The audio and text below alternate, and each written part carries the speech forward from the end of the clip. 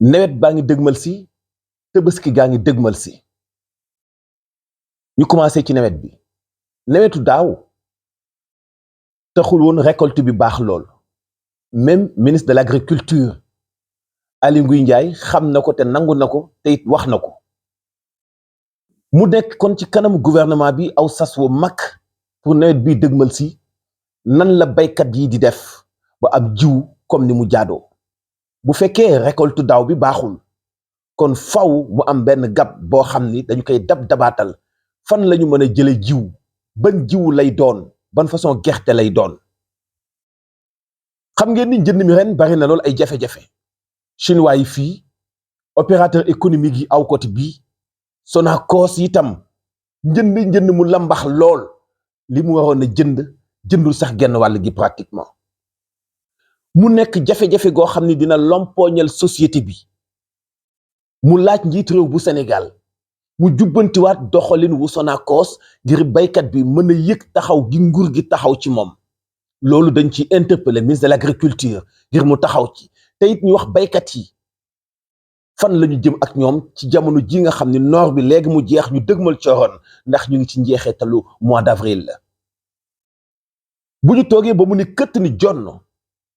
duñu indi benn pexe wala benn solution te war nañoo soppi anam gi nga xam ni moom la ñu doon joxe jiwu baykat yi baykat bu war a bay def récolte bu am solo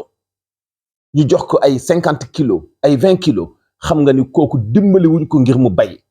te accompagner wuñ ko ci ay intrants yoo xam ni ci lay mën a defee récolte bu baax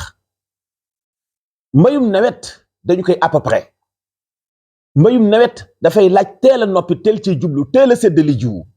waaye boo bàyyee bu bët séb bi nga soog a séddali jiwu baykat bi sax du xam ban point lay dem ngir mën a jël jiwu dafay poser problème ba léegi suñu gouvernants yi dañoo lajj ci agriculture comme ni mu jaadoo ci Sénégal mbayum gerte dafa amoon lool doole Sénégal ñan ñoo ko mën suuxal ñan ñoo ko lompooñal dafa bari lool ay responsabilités yi ci am gouvernement bi ni mu war a taxawu ci noonu njëg gi mu koy jënde néew na ci baykat yi ndax gerte léegi or la waaye bu weesoo loolu baykat yi ci seen bopp itam dafa bëri ñoo xam ni nangootu ñoo bay mbay mu am solo ñenn ñi itam seen suuf dañ ko sax faf jaay ndax takku gi ci wàllu liggéey dafa des baykat boo ñëwee jënd ci moom suufam mu nekk ay quelques millions yoo teg ci loxoom benn moment mu daal di koy lekk nga transformer ko benn surga di ko bayloo lu la neex ci biir tool bi nga jënd ci moom bayitul gerte bayitul dugub dafa mel ni agriculture doom ju amul bàjjen la Sénégal loolu mooy li tax ñu am yaakaar ci ministre bi wax lu jëm ci wàllu agriculture ci at mii comme moom baykat la war nañoo taxaw ngir teel a jublu ci séddale jiwu baykat yi bu fekkee bëgg nañoo def récolte bu baax récolte bii passé xam ngeen ni baaxul ci wàllu gerte baaxul ci ñebbe baaxul ci dugub suuna baaxul ci basi baaxul ci saaña daanaka récolte bu am solo bu dul xaal amul ci Sénégal ñu wax ko soppi nag ñu am yaakaar ni ñi nga xam ni dañuy mbubboo ay opérateur économique ñàkk loolu yërmande ci baykat yi ci anam gi ñu leen di joxe jiwu ak anam gi ñuy jënde kilo gerte ci baykat yi lu war a soppeeku la ndax baykat bi bu mënalee boppam ay jàmbatam wàññeeku te bu boobaa ndam li du doon lu dul ndamul gouvernement malheureusement xamewuñ ko noonu tey baykatu Sénégal bokk na ci baykat yi gën a souffrir gën a ndóol ci àdduna bi loolu war naa soppeeku ñu ngi ci jamonoy noor cooroon a ngi dëgmal si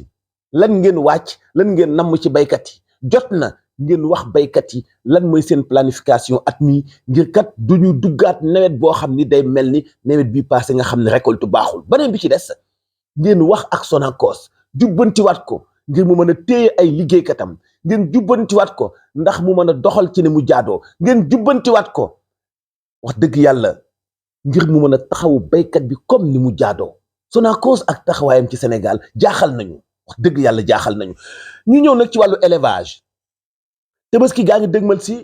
chaque année Sénégal dafay jéggaani ay xar mu nekk occasion ñu jooyaale suñu xarit bi di Omar Sow nekkoon jàmbaar joo xam ni doon na taxawaay bu am solo rôle bu am solo bu mu doon joué ci wàllu bu Tabaski jigesee ci opération Tabaski bu mu doon def di dimbali ay nit di indi ay xar waaye icône boobu daanu mënoo fexe ba du répercuté wu ci Tabaski gi ndax ay junniy xar ñoo doon jaar ci loxom ci wàllu commercialisation ci wàllu même ay dons mais dañu ñëw ba jigee Tabaski ministre bi yoon lu jëm ci wàllu élevage tekki ndomba tànkam ñu jël postam dénk ko premier ministre bi nga xam ni sas wu diis la am tey lan moo nekk pexe ministre bi yoon lu jëm ci wàllu élevage ngir ñu waajale ko Tabaski gii nga xam ni moom la ñu dëgmal xam ngeen ni Sénégal bu amoon ay xar yu doy du ñu jëggaani xam ngeen ni Sénégal bu amoon ay xar yu doy wala ñu dooleel càmm gi mën nañoo génn suñu bopp ci wàllu jëggaani mais ba léegi dañuy jëggaani ay xari Tabaski ba léegi dañuy dem Mali chauffeur Sénégal yi di jànkuwanteeg ay jafe-jafe Mali chauffeur Sénégal yi di jànkuwanteeg ay jafe-jafe ci yoonu Burkina Faso te mënuñoo bañ a jëggaani ay xar lan mooy pexe bi nga xam ni moom la nguur gi war a def ba Tabaski gi duñu am benn jafe-jafe ci wàllu xar ñu approvisionner marché bi ba noppi accompagner éleveurs yi ci wàllu dund ci wàllu installation mu nekk benn projet bu am solo boo xam ni bu fekkente ni bii Amadou Ba bëgg na doxal li nekk ci ndoddam bëgg ko boole ak sport bi bëgg ko boole ak élevage bi dana compliqué lool mooy li tax ñu teel leen a interpellé teel leen a yee teel leen a woo teel a yaakaar ni xanaa di ngeen taxaw ci indi solution ci ba Tabaski gi du ñu jànkuwanteeg ay jafe-jafe. Pourquoi chaque année gouvernement bu Sénégal di gën a wane ak lajjiteem ci agriculture ak élevage chaque jour éleveurs yi di continuer di joytu naan fii ak ñu ngi rey ay xar yu ëmb fii ak ñu ngi ñàkk contrôler marché bi ci wàllu mouton fii ak amuñu àll bu yaatu bu sàmmkat yi di sàmmee xar yi di am doom ci ni mu jaadoo duñu mus a jóg mukk ci di jëggaani ay xar bu fekkee nag dañuy jëggaani war nañ ko teel a planifier Tabaski lu ci des ñaari weer moo des ci Tabaski mu jaadu tey gouvernement bi waroon na wax ci gan anam la ñuy duggee ci opération Tabaski ñaata xar la Sénégal soxla ñaata xar moo disponible ñaata xar la ñuy jëggaani ci gan anam la ñu koy jëggaanee bu ñu ñëwee ba def exposition nan la ñu leen di encadrer comme ni ko ministère de l'élevage di defee chaque année ñu war ko leeral ci kanamu sénégalais yi bu fekkente ni bii suñu càmm dañ ko seetaan ba mu néew doole lompoñ bu fekkente ni bii Tabaski lu ñu war di waajal la te ñu am ay gouvernants yoo xam ni dañuy mel ni dañuy fàtte li leen war dañuy mel ni duñ ci teel a jóg comme ni mu jaadoo dafay jaadu ñu fàttali leen moo tax man bokk naa ci ñu am loolu tiitaange ci ni Tabaski gii buñ ci teelu te jël ay jumtukaay teel cee taxaw mun naa am ay jafe-jafe ndax Sénégal amul lu ko doy ci ay xar Sénégal dafa war a jëggaani alors loolu nag moo war a dakk li ñu am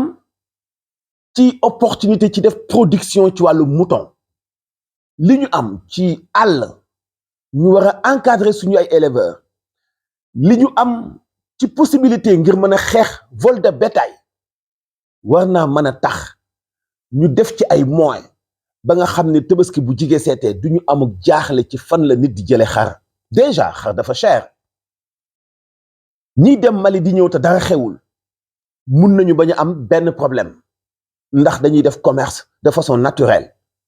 mais bu Tabaski jigee see mu nekk opération faw yëf yi dafay yokku dafay gën a intense loolu nag dafay laaj nguur di ko planifier mais ba léegi xamaguñu ban taxawaay lañu ciy taxaw kañ la Sénégal di egg ci Tabaski goo xam ni du jëggaani ay xar Mauritanie ak Mali et mun naa nekk lan moo tax mënaguñu am politique élevage bu baax bu tax ñun bu Tabaski ñëwatee duñu jëggaani lan moo ciy taxawaayu gouvernement bi bala ñoo toog rek dañuy jékki-jékki yëg ni Tabaski yëg si na ci suñu kaw xar manqueeti na xar cher na lool dafa méngoo ak jamono ju naqadi itam dafa méngoo ak jamono ji naqadi lool nga xam ni am xar yombul surtout xar bu baax ci jamonoy Tabaski loolu nag jaadu na ci kilifa yi ñu teel a wax sénégalais yi ana lan mooy plan bi ñu nas